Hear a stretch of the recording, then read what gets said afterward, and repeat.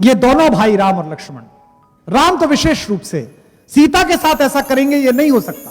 क्यों नहीं हुआ था, क्यों आपके मन में भ्रांति आई, इसका भी निराकरण मैं कर दूंगा। लेकिन पहले मैं बताता चलूं, वाल्मीकि रामायण में 7 कांड हैं, 24,000 श्लोक हैं, और यह माना जाता है इनमें अधिकांश से प्रक्षिप्त हैं, जो वाल्मीकि ने लिखे नहीं। आप कहेंगे लिखे नहीं फिर कैसे हो गया?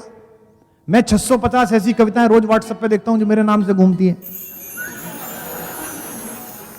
कुछ भी कूड़ा लिखो नीचे गालिब लिख दो, कुछ भी कूड़ा लिखो नीचे महादेव वर्मा लिख दो, और उसे व्हाट्सएप पे वायरल कर दो, फैल गया। व्हाट्सएप एक विश्वविद्यालय है जहां से ग्रेजुएट होने के लिए अकल से पैदल होने के अतिरिक्त कोई आवश्यकता नहीं है योग्यता के आपके पास।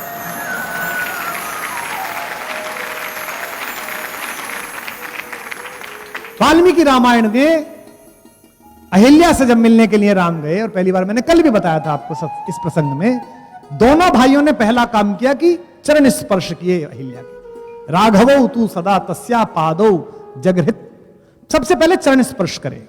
अब आप सोच के देखिए कि चरण स्पर्श करके राम ने यह घोषणा कर दी कि यह अहिल्या नामक मां पाप से मुक्त है। इंद्र पाप मुक्त है तो यह मां भी पाप मुक्त है, इसलिए इसके चरण स्पर्श करता हूं। बाली का वध करते हैं रूमा के अपहरण के कारण। एक प्रसंग है वाल्मीकि रामायण में, जब वनगमन होने लगता है, सीता विलाप करती हैं, कहती हैं, तर्क देती हैं कि मैं राजभवन से निकलूंगी, मैं तुम्हारे मार्ग के कंकड़ पत्थर साफ करूंगी। राम बहुत समझाते हैं उनको, और जब नहीं मानती हैं तो सीता को अपने साथ ले जाने का उपक्रम करते हैं। और ऐसा कहते हुए जो श्लोक आता है, ऐसा कहते हुए जो टिप्पणी आती है, उसमें राम ये कहते हैं कि वन छोड़ो, मेरे लिए तो स्वर्ग भी तेरे साथ जाए बिना संभव नहीं है। ऐसा कहने वाला राम क्या सीता का निर्वासन कर सकता है? फिर यह हुआ क्यों? जो उत्तरकांड बाद में जोड़ा गया वाल्मीकि रामायण में, वो महर्षि वाल्मीकि की कृति ही नहीं है। राम की महिमा को भंग करने के लिए ऐसी योजना बनाई गई कि उसमें 2 बातें ऐसी जोड़ी गई, 4 बातें ऐसी जोड़ी गई, शंभूक वध से लेकर सीता परित्याग तक, जिसमें शंका पैदा हो। और उत्तरकांड पर मैं अलग से किसी दिन बोलूंगा। उत्तरकांड में ऐसी 100 बातें हैं जिनको देख के आपको पता चलेगा कि ये अलग से जुड़ा है। आप देखिएगा कि जब वनवास हो रहा है, वनगमन हो रहा है, तो सीता को राम को लाके कैकेयी ने कौपीन दिए हैं, वस्त्र। काशी में रहने वाला रेशम का कौपीन पहनता है। मरणम मंगलम यत्र विभूतिश्च विभूषणम कौपीनम यत्र कौशेयम सा काशी केन मीयते, ऐसी काशी। तो सीता के हाथ में तपस्वी का वस्त्र दिया, तो वशिष्ठ नाराज हो गए। वशिष्ठ ने कहा, वनवास राम का हुआ है, इसे क्यों दे रही हो? लेकिन जब कुटिलता छाती है तो आप चाहते हैं कि सामने वाला का और उत्पीड़न हो। तो गुरु वशिष्ठ ने फटकारा, सीता ने वस्त्र ले लिए, लेकिन सीता को पहनना नहीं आता वस्त्र। आप सोचिए, पूरी सभा है, माँ है, भाई है, बहन, सब खड़े हुए हैं, गुरु वशिष्ठ खड़े हुए हैं, पूरा दरबार खड़ा हुआ है, और उनको वस्त्र दिए गए कि पहले पहनना नहीं आता। इस पे जो अगली टिप्पणी है उस पर आप राम के समर्थन में खड़े हो कि अप्रवाद है, झूठ है जो फैलाया गया। तो उस महफिल में राम ने वो काम किया जो प्रेम करने वाला पति कर सकता है। वो स्वयं आगे बढ़े और उन्होंने सीता को अपने हाथ से वस्त्र पहनाया। तस्यास्तत् क्षिप्रमागत्य रामो धर्मव्रता वरः चीरम बबंधम सीताया कौशेयस्य ऊपरी स्वयं। सीता को स्वयं वस्त्र पहनाया। जो आदमी अपनी पत्नी के सार्वजनिक अपमान को अपनी छाती पर झेलता हो, वो अपनी पत्नी को किसी के कहने पर जंगल भेज देगा? कैसी मूर्खतापूर्ण बात है। अग्नि परीक्षा के बारे में लोग बात कहते हैं। राम ने विभीषण से कहा युद्ध जीतने के बाद कि जाओ मेरी पत्नी को नहला धुलाकर स्वच्छ वस्त्र पहनाकर लेके आओ। सीता ने कहा कि मैं बिना स्नान के पति का दर्शन करना चाहती हूं। विभीषण ने कहा कि प्रभु ने तो आज्ञा दी है कि आप स्नान कर लें और कपड़े पहन लें। नए कपड़े दे दिए गए, पालकी मंगवा दी गई, सीता पहुंची। जब सीता को उन्होंने देखा तो उनका मुख म्लान हो गया। अब आप समझेंगे कि इतने लंबे समय के बाद राम मिले तो म्लान के मुख हो गया। राम को लगा कि इतने सुंदर वस्त्रों में, इतनी सजी संवरी अगर ये आएंगी तो लोक में इनके बारे में गलत राय जाएगी। इन्हें तो रावण की कैद में कोई दुख ही नहीं था, कोई कष्ट ही नहीं था, और यह दुख समझने के बाद समाज गलत सोचेगा। सीता ने कहा मैंने प्रभु से, अपने पति से अनन्य प्रेम किया है, अगर क्षण भर भी मेरा मन राम से दूर हुआ हो तो अग्निदेव मेरी रक्षा करें। तो इसमें मनश्छंद एक शब्द है। यहां कालिदास पढ़ाने वाले लोग बैठे हैं, जितनी महिलाएं बैठी हैं, सीता ऐसी नहीं है कि ऐसे कोई निर्वासन दे दे चली जाएंगी। ये सब झूठ है। सब ये उत्तर रामायण की कथा है जो बाद के लोगों ने जोड़ी है। सीता का तो दर्प इतना बड़ा है, सीता का स्वाभिमान इतना बड़ा है कि कालिदास ने रघुवंशम में जब सीता को जंगल में छोड़ा लक्ष्मण से कहा कि बेटा इसे छोड़ के आओ, इस कहानी को बनाया उन्होंने।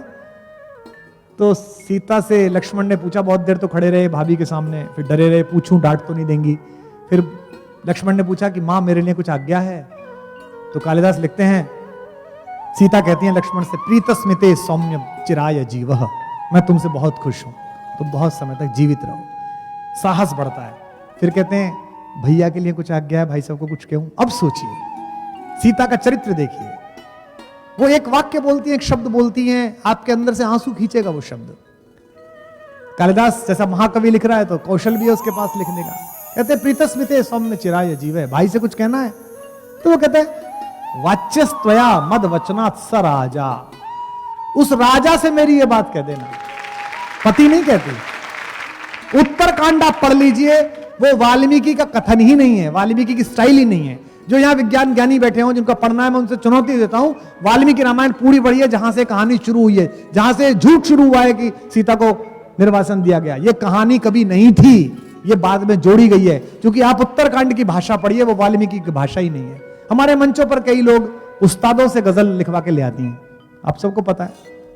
हमारा उर्दू का एक शायर है मलिक जादा जावेद, उसका एक शेर है, उत्तरकांड पढ़ते समय मुझे वो शेर याद आता है कि जो दूसरों से कहलवा के गजल लाते हैं, जो दूसरों से कहलवा के गजल लाते हैं, ज़बां खुले तो तलफ्फुज में मात खाते हैं। और साफ दिखता है कि उत्तरकांड उनकी रचना ही नहीं है। इसी से विचार पूर्वक बालकांड का तृतीय और चतुर्थ सर्ग लिखा गया, ताकि उत्तरकांड की वैधता दिखाई देती। तो आज के बाद इस सभा में आपसे कोई भी पूछे कि सीता का निर्वासन हुआ, तो उससे कहना कि भाई सीता का कभी निर्वासन नहीं हुआ, क्योंकि वाल्मीकि उस समय जीवित थे जब ये कहानी लिखी। वाल्मीकि ने जीवनी लिखी है, ऑटोबायोग्राफिकल एलिमेंट है, और वाल्मीकि ने उसे समाप्त कर दिया कहा, युद्ध कांड पर। और युद्ध कांड के बाद में कहा, इस प्रकार राजा ने, राम ने 11,000 वर्षों तक राज्य किया। जब एक बार बात कह दी और कथा समाप्त हुई, जोर से बोलिए।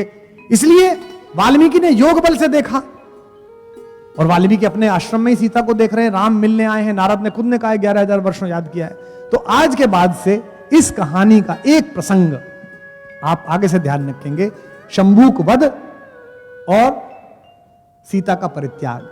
ये दो कहानी राम को दलित विरोधी दिखाने के लिए, आदिवासियों का विरोधी दिखाने के लिए, और राम को स्त्री विरोधी दिखाने के लिए। जिन लोगों को भारतीय संस्कृति के इस आचार विचार में आस्था नहीं थी, उन्होंने षड्यंत्र पूर्वक जोड़ी है।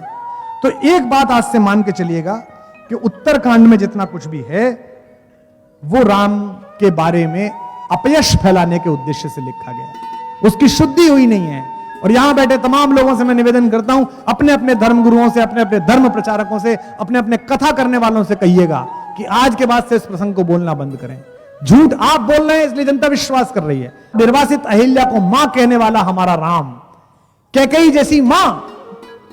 कल मैथिली शरण गुप्त की जयंती थी, मैथिली शरण गुप्त ने कैकेयी को पहुंचाया है जब पंचवटी में, तो कैकेयी बताती है बेटे से, होने पर बहुधा अर्धरात्रि अंधेरी, जी जी आकर करती पुकार थी मेरी, लोग कुहुकनी अपना कुहुक राम यह जागा। बेटा तुम्हें याद है जब तू छोटा था तो मेरे पास सोता था, राम से कहती है कैकेयी, लोग कुहुकनी अपना कुहुक राम यह जागा, निज मंजली मां का स्वप्न देख वे भागा, होने पर बहुधा अर्धरात्रि बहुतेरी, तुम वही राम में वही कैकेयी तेरी। राम कहते हैं, अम्ब तुम्हारा राम जानता है सब, इस कारण यह कुछ खेद मानता है कब।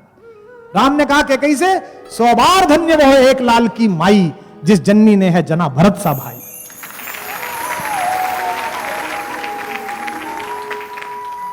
पागल सी प्रभु के साथ सभा चिल्लाई, 100 बार धन्य वह एक लाल की माई।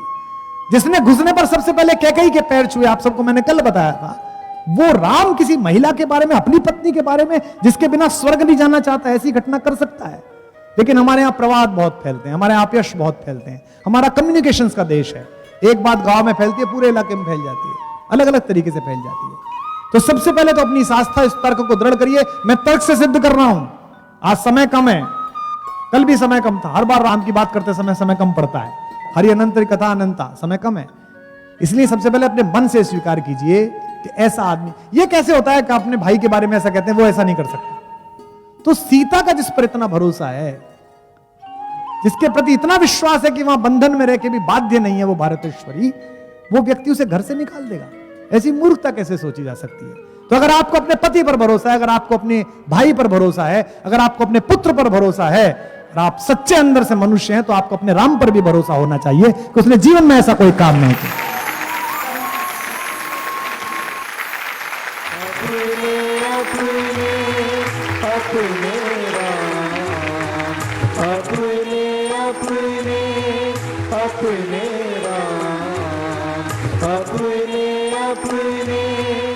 अपने